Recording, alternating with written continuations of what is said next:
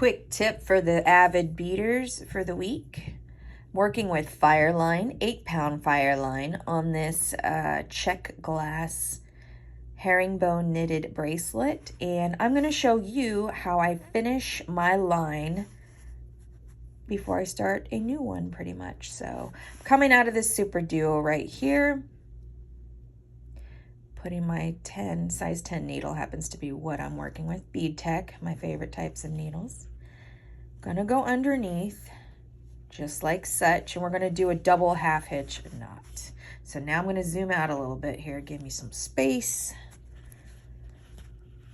You don't come all the way, you don't pull it all the way, because you need to get your needle through here.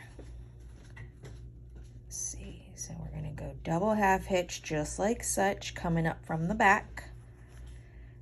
Bring it around again.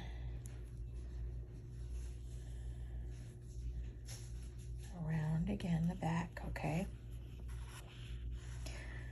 Preferably you want to be using a little bit more line doing this point than I have left myself. Okay, so we're going to pull that. What's going to happen is that knot is going to end up discreetly. We are not burning, we are not cutting. Keep in mind, when you make your knots, you do not want to burn. You want to take it through a couple more holes or feed it through a little bit, and then you can cut or burn off your ending. So I'm coming out of that Super Duo. I'm going to follow suit here, drew this silver, I believe it's a 11/0s. Yep, check 11/0 here. Now, since that's the outside of the bracelet here, I'm going to take it through and feed it through just a bit more, and then I'm going to burn off with my burner because it gets so much closer.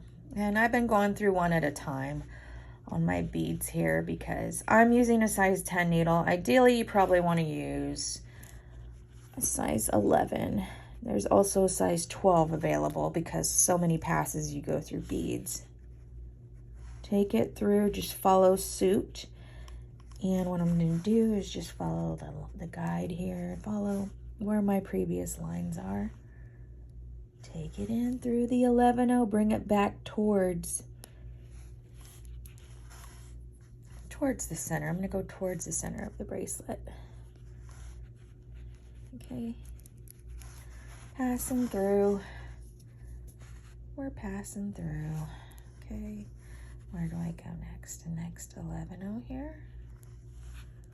Okay, bring it towards me. In there. All right, now I'm going to get ready to burn this off. This is a pretty short line. Okay, here I'm coming out there. Okay, let's get my thread burner here. Now I have it. Here we go. Trusty. Let me zoom out so you can see for full effect here. Wildfire. This is my cord burner. Okay, it's battery operated. Bringing you in here. And when you burn as close to the bead you can. Don't interfere with other lines where this stuff is sewn. Okay. Just like such. Does an excellent job.